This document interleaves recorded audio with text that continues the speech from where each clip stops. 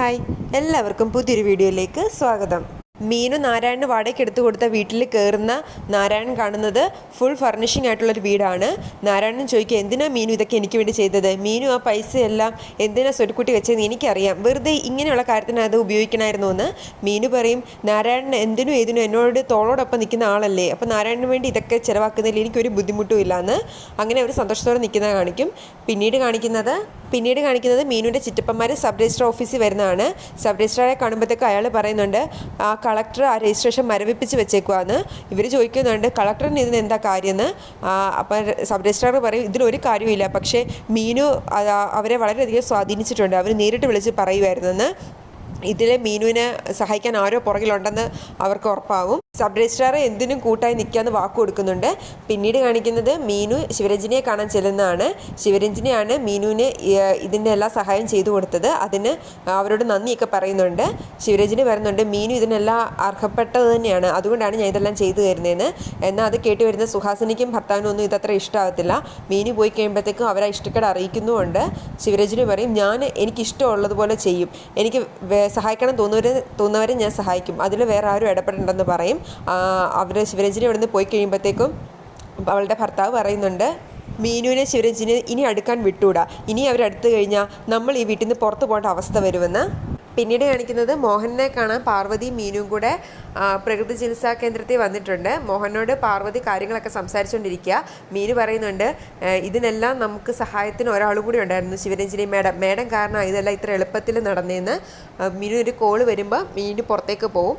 അന്നേരം പാർവതി മോഹനോട് പറയും, എനിക്ക് പേടിയാണ് മോഹനേട്ടാ, മീനു ശിവരഞ്ജിനിയുടെ മകളാണെന്നുള്ള സത്യം അവൾ അറിഞ്ഞാൽ പിന്നെ നമ്മൾ ജീവിച്ചിരുന്നിട്ട് കാര്യമുണ്ടോ?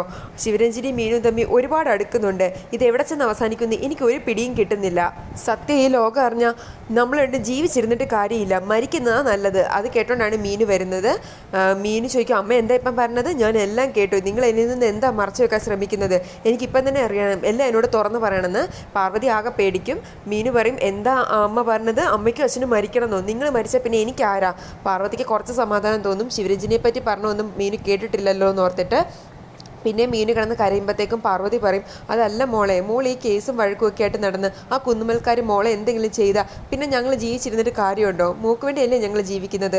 മീനു പറയും, അതാണോ അമ്മ? അതൊന്നും ഓർത്ത് പേടിക്കണ്ട, അവരെന്നെ ഒന്നും ചെയ്യില്ല. പക്ഷേ ഇനി അമ്മ ഇങ്ങനെയൊന്നും പറയരുത്, അച്ഛനും അമ്മയാണ് എൻ്റെ ലോകം, നിങ്ങളില്ലെങ്കിൽ പിന്നെ ഞാനില്ല. അതും പറഞ്ഞ് മീനു കരയുമ്പോഴത്തേക്കും പാർവതി പറയുന്നുണ്ട്, മോൾ കരയണ്ട, ഇനി ഞാൻ അങ്ങനെ ഒന്നും പറയില്ല, മോളാണ് ഞങ്ങളുടെ എല്ലാം. പിന്നീട് കാണിക്കുന്നത് കുന്നുമ്മൽ വീട്ടിലെ സിദ്ധാർത്ഥൻ ശിവരഞ്ജിനിയെ കാണാൻ ഓഫീസിലേക്ക് വരുന്നതാണ്. അപ്പോയിൻമെൻറ്റ് എടുക്കാത്തതുകൊണ്ട് പേര് ചോദിച്ചിട്ട് ശിവരഞ്ജിനിയോട് അനുവാദം വാങ്ങി റിസപ്ഷനിസ്റ്റ് അയാളെ അകത്തേക്ക് കയറ്റിവിടും.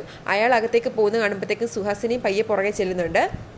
ആദ്യം ശിവരഞ്ജിനിക്ക് ആളെ മനസ്സിലാകത്തില്ല.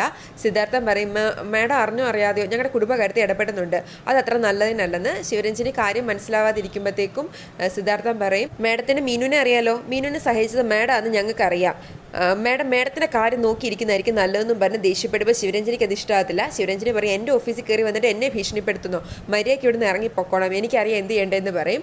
അവിടുന്ന് ഒന്നും രണ്ടും പറഞ്ഞ് മുഷിഞ്ഞ് സിദ്ധാർത്ഥൻ ഇറങ്ങി പോകുമ്പോഴത്തേക്കും സുഹാസിനി പുറകെ ചെന്ന് വിളിക്കും. ഞാനൊരു കാര്യം പറയട്ടെ എന്ന് ചോദിച്ച് സിദ്ധാർത്ഥൻ പറയും, ഇനി എനിക്കൊന്നും പറയാനില്ലെന്ന്. സുഹാസിനി പറയും, എല്ലാവരും ഒരേപോലെ കാണണ്ട, എന്നോട് സംസാരിച്ചാൽ നമുക്ക് രണ്ടുപേർക്കും അത് ഗുണം ഉണ്ടാവുമെന്ന് പറയും. പിന്നെ സിദ്ധാർത്ഥനും സുഹാസിനി ഇരുന്ന് സംസാരിക്കുന്ന കാണും. സുഹാസിനിക്ക് അറിയേണ്ടത് മീനു പാർവതിയുടെ മോഹൻ്റെ മകളാണോ എന്നാണ്. അതിനെപ്പറ്റിയൊക്കെ ചോദിക്കുമ്പോഴത്തേക്ക് സിദ്ധാർത്ഥൻ പറയുന്നുണ്ട്, മോഹനൻ പണ്ടേ വീട്ടിൽ നിന്ന് പോയതാ, പിന്നീട് വരുമ്പോൾ പാർവതി മോളും ഉണ്ട് കൂടെ, അവരുടെ മോളാണ്, പക്ഷേ ജനിച്ചൊന്നും ഇവിടെയൊന്നും അല്ല, വേറെ എവിടെയോ, തിരിച്ചു വരുമ്പോൾ മോളും കൂടെ ഉണ്ടെന്നൊക്കെ പറയും. അങ്ങനെയൊക്കെ പറഞ്ഞ് കുറച്ചുകൂടെ സംസാരിച്ചിട്ട് സിദ്ധാർത്ഥൻ അവിടുന്ന് പോകും.